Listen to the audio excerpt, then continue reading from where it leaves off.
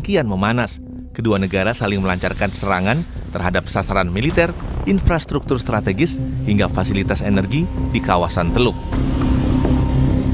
Terbaru, Komando Pusat Amerika Serikat melancarkan gelombang serangan ke Iran dengan menyasar pertahanan udara Iran. CENTCOM merilis rekaman detik-detik saat jet tempur lepas landas. Sejumlah rudal juga ditembakkan dalam 8 kali serangan berturut-turut untuk melemahkan militer Iran. CENTCOM mengklaim IRGC bertanggung jawab atas serangan terhadap pangkalan militer Amerika Serikat di Jordania yang menewaskan 2 tentara Amerika Serikat.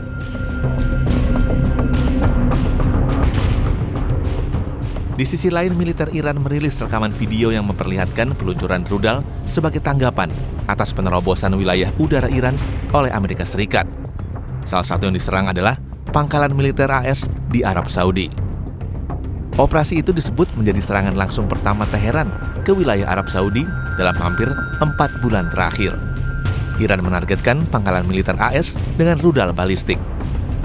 Sementara pemimpin tertinggi Iran Mojtaba Khamenei mengancam akan memberi pelajaran tak terlupakan pada Amerika Serikat. Iran menuding AS kali ini melanggar nota kesepahaman. Khamenei memperingatkan jika Washington terus meningkatkan konflik, Amerika Serikat akan dapat pelajaran yang tak terlupakan dari Iran.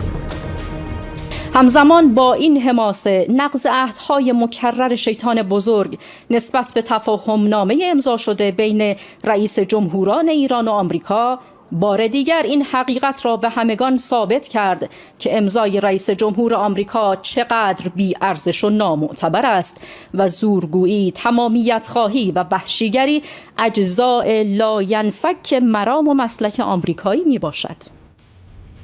Pengamat militer dan pertahanan Universitas Indonesia, Stanislaus Rianta bilang, ancaman yang dikeluarkan Mojtaba Khamenei merupakan peringatan yang cukup serius dan perlu dikhawatirkan Amerika Serikat. Pasalnya, ketika Iran benar-benar marah dan melancarkan serangan ke wilayah vital Amerika Serikat, maka akan memicu serangan balasan yang besar dan akan berdampak pada dunia. Kekhawatiran saya adalah ketika nanti Iran benar-benar marah dan dia melancarkan serangan dan terjadi serangan yang cukup vital. Misal kapal induk AS yang berada di sekitar Selat Hormuz itu nanti diserang oleh rudal. Ini akan memicu serangan balasan yang cukup besar. Misalnya nanti AS melakukan serangan darat atau penerjemahan lintas udara. Ini yang berbahaya. Yang kedua sebenarnya ini ada ancaman serius lagi adalah di Eropa ini akan memasuki musim dingin. Sementara pasukan gasnya itu sebagian besar dari Qatar yang menggunakan kapal di Selat Hormuz. Nah ketika perang ini terus nanti terjadi, maka nanti akan krisis energi di Eropa. Ini cukup berbahaya juga. Sementara peneliti senior Indo-Pacific Strategic Intelligence, Aisyah Kusuma Somantri menilai, eskalasi antara Amerika Serikat dan Iran kian memanas. Pasalnya, MOU yang ditandatangani pada 19 Juni lalu secara operasional telah hilang karena kedua belah pihak sudah melupakan klausul mengenai penghentian segala bentuk kekerasan di Timur Tengah. Aisyah menambahkan, kedua belah pihak juga tidak mau menjadi pihak yang kalah, sehingga Amerika dan Iran terus saling melancarkan serangan. Di sini kita lihat gamenya kembali menjadi sebuah chicken game theory. Dalam artian kedua belah pihak ini tidak mau sebenarnya ya menjadi pihak yang kalah. Jadi mereka ini takut sebenarnya untuk bisa menuruti MOU. Karena apa? Karena kalau mereka menuruti MOU dengan cara misalnya melakukan deeskalasi sementara pihak yang satunya itu terus menyerang, maka mereka akan ada dalam posisi yang merugikan. Oleh karena itu, meskipun yang paling menguntungkan itu adalah sama-sama stand down, di sini kita lihat bahwa keduanya itu sama-sama melakukan ya eskalasi atau menaikkan tensi dari peperangan ini. Dan ini yang sebenarnya kita khawatirkan ya, bahwa MOU-nya sebenarnya ke depannya ini menjadi gagal. Konflik yang telah berlangsung sejak akhir Februari itu kini semakin mengancam stabilitas kawasan karena perebutan kendali atas Selat Hormuz yang merupakan jalur pelayaran yang menjadi urat nadi distribusi minyak dunia.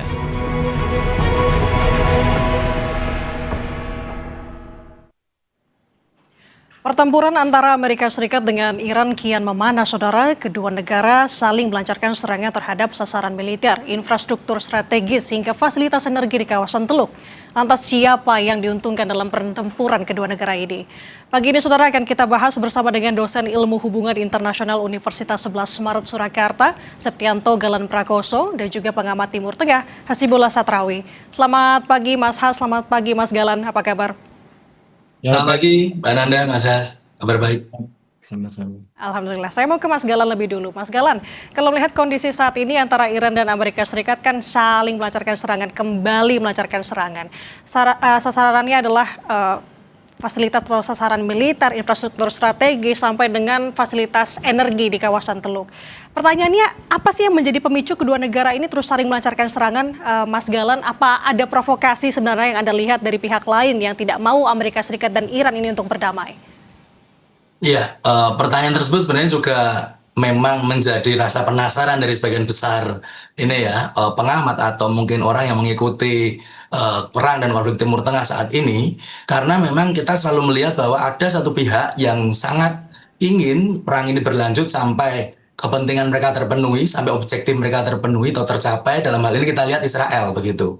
Kalau kita langsung menuduh Israel, buktinya mana? Buktinya ketika perjanjian damai sedang dibicarakan beberapa waktu yang lalu sebelum ada MOU juga, mereka masih menyerang Lebanon yang jelas-jelas dari kacamata Iran juga termasuk front perang. Dalam hal ini Israel melanggar gencatan senjata dan juga ingin selalu memaksakan untuk kemudian advancing troops ya, selalu memaksa untuk kemudian merangsek ke wilayah Lebanon yang selama ini memang dipandang Iran sebagai salah satu front yang juga terkait dengan isu serangan Amerika ke wilayahnya. Namun demikian kalau kita hanya melihat dari segi pihak ketiga dalam hal ini Israel, saya kira juga mungkin kurang komprehensif karena kita juga perlu memperhatikan, tadi sudah disampaikan juga dari Montase dan juga analisis sebelumnya, ada chicken game yang terjadi di antara dua belah pihak ini, dan kelihatannya juga karena dua belah pihak ini belum menemui adanya mutually hurting stalemate.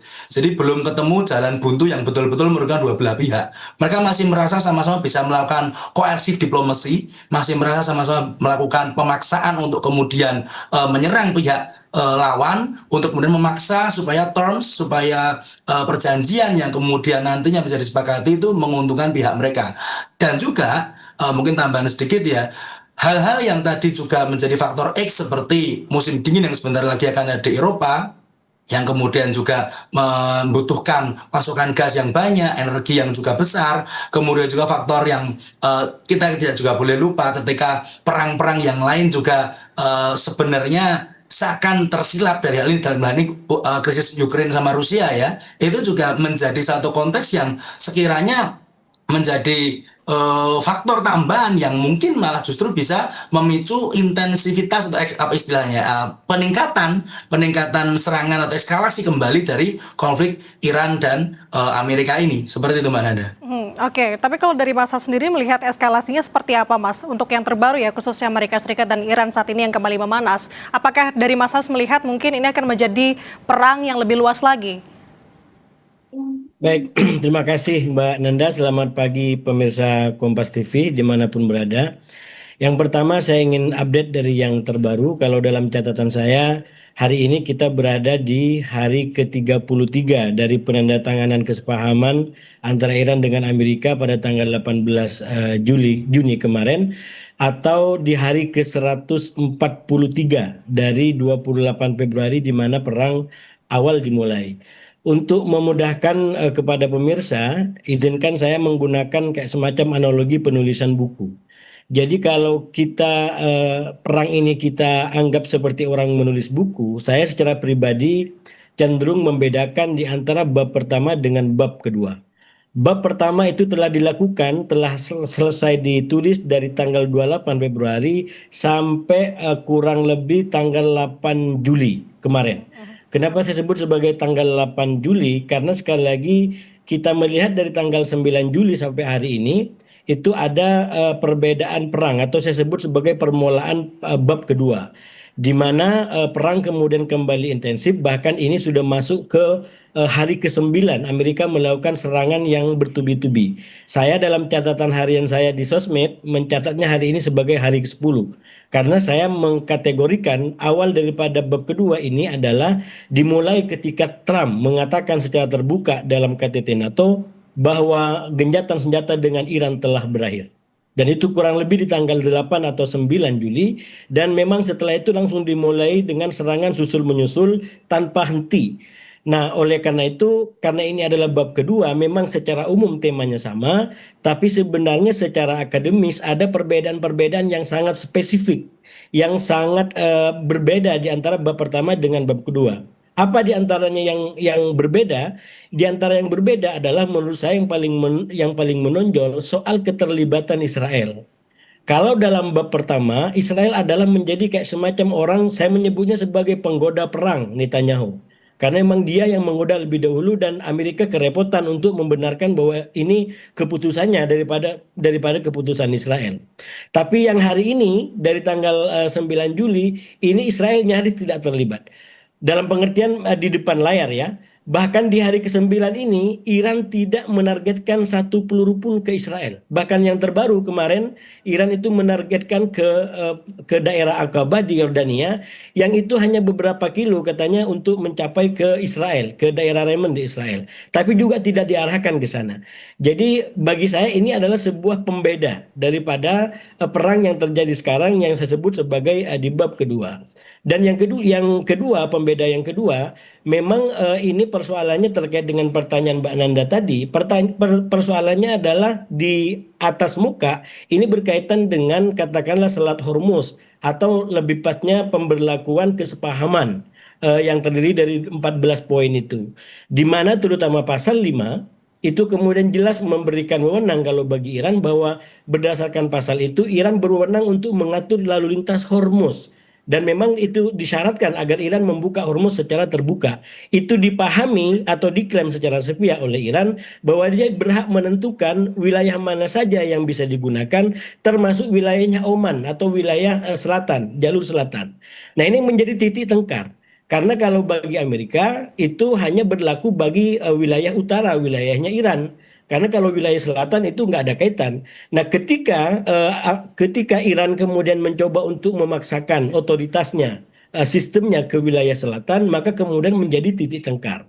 Nah, di hal lain yang sebenarnya juga menjadi persoalan adalah karena berkaitan dengan 14 poin tadi itu, Amerika tidak betul-betul mengimplementasikan ketentuan untuk menghentikan semua front tadi disampaikan, terutama di Libanon.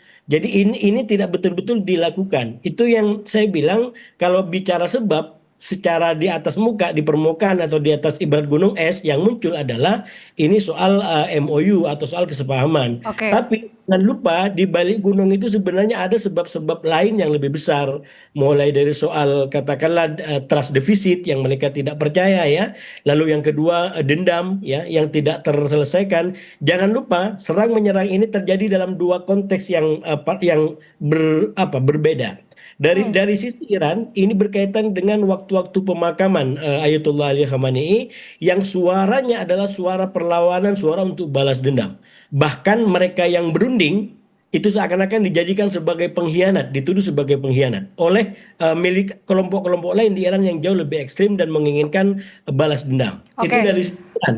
Dari sisi Amerika ini adalah terjadi ketika Trump berada di samping pemimpin-pemimpin NATO. Saya sempat mengatakan sebelumnya sebenarnya ini adalah tesnya Trump kepada NATO yang sempat mengatakan bahwa dia akan memahami Amerika dan mendukung Amerika. Apakah NATO akan turun tangan dalam perang ini? Saya mencatat sampai hari ke-10 dalam bab 2 ini menurut saya Trump belum dapat yang dia mau, walaupun sekali lagi dia kembali kepada jebakan seperti perang di bab pertama. Ini menjadi eskalasi besar-besaran, tapi kalau menggunakan bahasa-bahasa kritikus di Timur Tengah ataupun di Barat sendiri, Trump tidak punya agenda yang jelas bagaimana perang ini akan dibawa. Oke, saya menarik tadi yang disimpulkan oleh Mas Has sebenarnya dari keterlibatan beberapa hari ini belancaran serang kembali antara Amerika Serikat dan Iran tidak ada sosok Israel di balik keduanya untuk saat ini. Tapi kalau dari Mas Galan sendiri melihatnya seperti apa, Mas? Apakah memang, dan yang jadi pertanyaannya sebenarnya siapa yang paling diuntungkan dalam peperangan ini? Apalagi tadi kalau dari Mas Has sendiri melihat sekarang sudah tidak ada lagi nih si Israel di balik antara serangan balik antara Iran dan juga Amerika Serikat. Ya, betul. Jadi sebenarnya memang kalau kita melihat, karena meskipun itu juga bisa menjadi faktor di balik gunung es tadi, kalau mengambil istilah dari Mas Yas barusan, memang secara di permukaan kita tidak akan melihat keterlibatan aktif, karena mereka sudah sangat diantagonisasi begitu, dan Netanyahu sendiri juga melihat ini tidak akan menguntungkan Israel jika dia langsung mengkonfrontasi seperti itu. Namun demikian, kita juga tidak boleh lupa ketika kita berbicara kenapa kemudian saling serang ini terus berlanjut dan konteksnya semakin mengerucut kepada mungkin personal gitu ya, pernyataan-pernyataan yang Trump akan meluncurkan ribuan misil, kemudian Mustafa Khomeini juga menyatakan akan balas dendam kematian ayahnya dan lain sebagainya. Isu-isu yang kemudian semakin spesifik seperti ini justru malah kemudian bisa mengaburkan apa yang agenda sebenarnya dari perang ini. Kalau prioritas Amerika dari pernyataan yang paling anyar itu, yang paling baru, yang paling keras begitu adalah mereka akan memfokuskan untuk mengamankan suplai minyak, pasti begitu kan? Dimana ketika Iran merasa Selat Hormuz harus dikuasai atau harus dikontrol oleh Iran dan ini menimbulkan sebuah mekanisme yang tidak bertemu di tengah, maka Amerika merasa berhak untuk menyerang seperti itu. Klaim ini yang kemudian dilihat Iran sebagai sesuatu yang salah. Nah, kalau dari pengamatan kami sendiri dalam konteks ini, justru isu yang kemudian dimunculkan itu belum pasti juga akan tetap terkurung seperti ini, bisa sangat melebar. Kita melihat saat ini pistol sedang sedang beku begitu, kalau boleh dikatakan tidak berakhir, tapi beku menunggu adanya momentum yang pas tadi, teori ripeness teori kalau dalam perbandingan ya dari Zartman.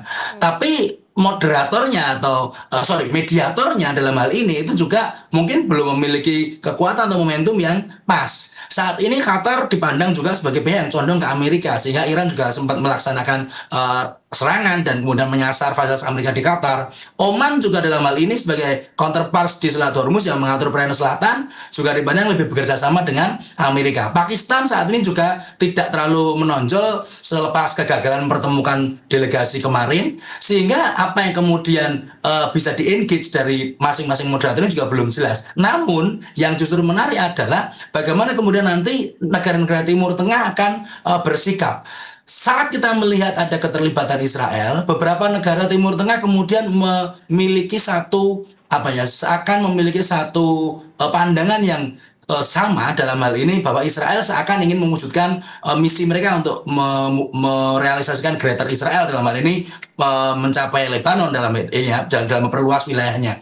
Namun demikian saat ini mosi tersebut terlihat tenggelam begitu kan, dan bahkan ada isu-isu lain yang kemudian muncul seperti berita terbaru mungkin juga pengayaan uranium untuk kepentingan sipil di Saudi Arabia, di Arab Saudi, bahkan mungkin di tempat yang jauh di Jepang dalam hal ini juga karena perang ini dan keberlanjutan eskalasi, Jepang mempertimbangkan untuk kemudian menggunakan energi nuklir dalam konteks deterrence dan lain sebagainya. Nah, isu-isu seperti ini yang kemudian justru menjadi bukti bahwa memang masih ada spillover effect atau masih ada hal-hal yang sekiranya perlu kita perhatikan yang terkait juga dengan eskalasi konflik Amerika dan Iran kembali, dan tentunya tidak bermaksud tunjuk tangan, tapi pastinya terarahkan juga ke sekutu-sekutu Amerika, terutama sekutu tradisional yang ada di wilayah Teluk sendiri begitu, termasuk Israel begitu kan ya. Oke, saya tangkap poinnya Mas Galan. Tapi kalau dari Mas Hasni melihatnya seperti apa? Tadi sudah disinggung sama Mas Galan bahwa saya katakanlah ini bahasanya adalah ultimatum ya, Amerika Serikat kepada Iran, Iran juga kepada Amerika Serikat, bahkan pemimpin tertinggi Iran, Mojtaba Khamenei mengatakan bahwa akan memberikan pelajaran yang tidak akan dilupakan kepada Amerika Serikat. Tapi kalau dari Mas sendiri ini melihat sebagai peringatan yang seriuskah kali ini dan juga akan berdampak atau seperti apa, Mas? Ya, sudah pasti kalau kita bicara soal serius atau tidak serius, ini lebih daripada serius. Ini soal nasib jutaan orang, ini soal kedamaian negeri. Jadi nggak ada yang main-main di sini. Ini justru permainan dan pertarungan taktik semuanya jalan menurut saya. Karena itu cara baca kita menurut saya juga harus jeli. Jangan kita hanya di atas permukaan, tapi mari kita baca ke dalam. Saya membacanya yang pertama begini, kalau kita lihat ancam-mengancam ya, atau perkembangannya di lapangan. Yang pertama, ini secara kelompok, saya melihat ada kayak semacam pertarungan dua kelompok ideologis. Sama-sama ini, di Iran maupun di Amerika. Yaitu orang-orang yang menginginkan perang terus berlangsung. Walaupun saya katakan Israel absen dalam bab kedua ini sejauh ini, bukan berarti mereka tidak punya peran. Saya tetap yakin bahwa Israel adalah faktor di balik kebijakan perang. Cuman sekali lagi kita harus membedakan yang tampak di permukaan tidak ada Israel. Amerika tidak Iran tidak menyerang Israel, dan Israel sampai detik ini belum menyerang Iran. Walaupun sudah mulai muncul, kalau Iran menyerang kami maka kami akan balas dengan kekuatan maksimal.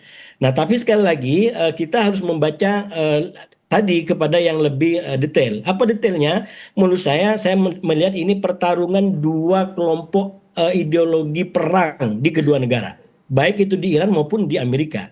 Nah, di luar dua kelompok ideologi perang ini ada yang kita sebut atau disebut sebagai kelompok pragmatis, yaitu mereka-mereka yang menginginkan ini berakhir dengan diplomasi dan menjadi damai. Nah, saya melihat perang ini terjadi menunjukkan adanya kekalahan kelompok damai, kelompok pragmatis baik di Amerika maupun di Iran. Jadi sekarang kita sedang menyaksikan bagaimana kelompok-kelompok keras ini sedang mengambil pentas di dunia, kurang lebih nggak mau kalah daripada pentas Piala Dunia yang sudah dimenangkan oleh Spanyol gitu ya, kita ucapkan selamat gitu. Nah ini mereka ingin mengambil poin itu. Dan sekali lagi kalau kita baca taktiknya hampir sama, yang saya sebut sebagai perang di dalam perang atau taktik kembar identik. Ini sama-sama mereka menggunakan bagaimana memukul lawan agar lawan menyerah. Jadi malah kayak double, jadi memukul dengan cekik ya. Jadi di satu sisi mencekik lewat blokade di Hormuz, tapi di sisi lain juga memukul dengan serang menyerang secara rudal. Sekali lagi targetnya kurang lebih sama. Mereka sedang berbicara, mencoba untuk memaksa pihak lawan itu menyerah dan memenuhi apa yang diinginkan. Nah oleh karena itu agak berbeda sekali lagi memang dari bab pertama yang saya bilang, ketika Amerika juga menyerang berkali-kali jelas dikatakan, kalau Iran kembali ke meja perundingan dan menerima syarat-syarat kami, maka berakhir perang ini. Nah, oleh karena itu di aspek itu maka kemudian kita bisa baca lebih dalam. Apa itu? Sebenarnya kalau kita baca dari awal, Iran sebenarnya mau damai, sebenarnya juga mau damai. Tapi Iran begitu trauma kalau kemudian diserang kembali. Karena itu secara kerangka itu bolak-balik dibongkar. Iran menginginkan agar kalau sudah ditandatangani, berarti itu deklarasi dan komitmen Iran tidak akan pernah diserang kembali. Jadi poinnya Iran menginginkan tidak akan pernah diserang kembali. Nah persoalannya adalah Amerika tidak mau. Amerika tidak mau kalau kemudian tidak menyerang kembali. Karena itu, walaupun sudah ditandatangani, Iran tidak mau melepas Hormuz. Jadi Hormuz itu adalah menjadi kunci. Bahkan kalau kata penasihat Mujtaba itu, dikatakan dia lebih penting daripada 10 senjata nuklir. Kenapa? Karena Hormuz yang akan bisa menekan, yang akan memaksa Trump untuk bisa mendengarkan dan mengikuti apa yang dimaui oleh Iran. Yaitu yang saya bilang dari awal, Hormuz adalah semacam serangan sayap dalam bentuk bola lambung yang terbukti sampai sekarang mampu untuk menekuk dan melemahkan Amerika. Dan kunciannya berarti adalah Selat Hormuz ya Mas Has. Sorry saya potong, tapi kalau tadi Mas Has juga menyinggung bahwa saat ini memang kita kembali lagi mengenai Israel. Israel memang tidak terlihat di permukaan, tapi di belakang itu mungkin ada strategi khusus. Sebenarnya apa yang ingin digapai dari strategi atau yang dilancarkan oleh Amerika Serikat saat ini? Ya, yang pertama kalau dari Amerika sendiri sudah pasti bahwa saya meyakini bahwa memang terjadi perbedaan pendekatan di antara Israel dengan Amerika. Walaupun sekarang ketika udah menjadi perang, itu adalah bagi Israel Trump adalah teman. Jadi sami'na wa ata'na kalau perang gitu. Tapi kalau sudah mau damai, itu Netanyahu tidak pernah mau. Karena sekali lagi kalau bagi Israel tidak ada yang lebih besar sekarang agendanya kecuali melumpuhkan Iran. Nah persoalannya Trump juga berpikir kalau harus melumpuhkan Iran, dia harus menyerang seberapa banyak. 40 hari sudah dia lakukan, sekarang sudah 9 hari dia lakukan, belum ada tanda-tanda Iran mau lumpuh. Jadi sebenarnya di situ Trump jauh lebih rasional untuk kemudian untuk apa perang ini berlanjut. Karena itu dia buka opsi perundingan. Bahkan seandainya Iran mau menerima kompromi, mau kembali ke perundingan kalau bahasanya Trump, perang dan serangan akan diakhiri. Jadi jelas di situ ujungnya berbeda. Netanyahu inginnya adalah agar Iran menjadi hancur sehancur-hancurnya. Kalau bagi Trump agar Iran kompromi dan mengikuti apa yang juga menjadi kepentingan daripada Amerika. Itu kalau sisi Amerika. Dari sisi Iran, saya melihat kenapa dia tidak menyerang. Saya menduga juga karena ada kalkulasi. Jadi itu kita tidak bisa menafikan Iran juga melakukan kalkulasi. Kalau dia melakukan serangan ke Israel, maka sudah pasti perang 40 hari akan terulang. Oke, ada perbedaan ideologi di sini berarti ya Mas Has ya. Saya tegaskan tadi antara memang ada yang berpihak untuk membuat damai, ada yang tidak mendukung ada perdamaian itu terjadi. Kalau dari Mas Galan, kita ke Mas Galan dulu. Melihat kondisi ini apakah memang sependapat dengan Mas Has? Di mana perang ini lebih didorong oleh kepentingan keamanan atau ekonomi dari sudut pandang Anda? Atau justru politik? Iya, saya sependapat dengan dengan Mas Has, dan ini perang ini juga tiga-tiganya, Mbak. Jadi keamanan, Oke. ekonomi, politik juga. Karena kita tidak boleh lupa, khususnya dalam sektor politik ya, lobby-lobby dari Israel ke Amerika Serikat, terutama yang paling terkenal, terkemuka lah, semua orang tahu itu kan ada AIPAC ya, Amerika Hmm. Israel Public Affairs Committee. Itu semboyannya aja udah jelas, Amerika is safer, stronger, and more prosperous when the relationship with Israel are ironclad gitu. Amerika itu kan lebih makmur, lebih aman, lebih mulia gitu kan. Kalau relasinya dengan Israel itu sangat kuat. Nah, konteks dalam hal ini juga diaplikasikan dalam berbagai skenario dan situasi, termasuk ini konflik perang yang ada dan juga objektif yang dimiliki Israel sendiri. Netanyahu targetnya, kalaupun toh ini mungkin pandangan pribadi ya, kalaupun toh kemudian tidak bisa menghancurkan melulu lantakkan Iran begitu ya, dia ingin salah satu yang paling dia inginkan adalah menghabisi Hizbullah, menghabisi perlawanan dari proksi Iran yang ada di Lebanon, yang selama ini memang memiliki jangkauan yang langsung bisa melukai Israel begitu kan, karena berbatasan langsung. Nah, ini yang kemudian sekiranya dipandang sebagai ancaman yang nyata, dan itulah sebabnya kenapa mereka juga terus mengorbankan untuk mengubarkan semangat untuk terus berperang begitu. Sehingga apa yang kemudian dilihat di sini adalah kita bisa lihat dari